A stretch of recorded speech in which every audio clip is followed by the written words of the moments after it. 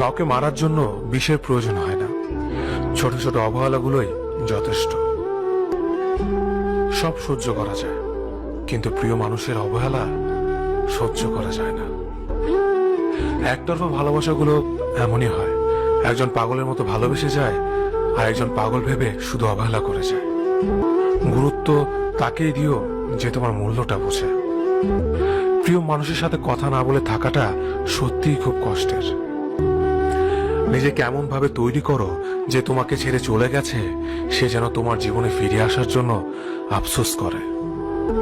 সময় একদিন বুঝিয়ে দেবে তুমি কাকে খুঁজতে গিয়ে কাকে হারিয়েছ।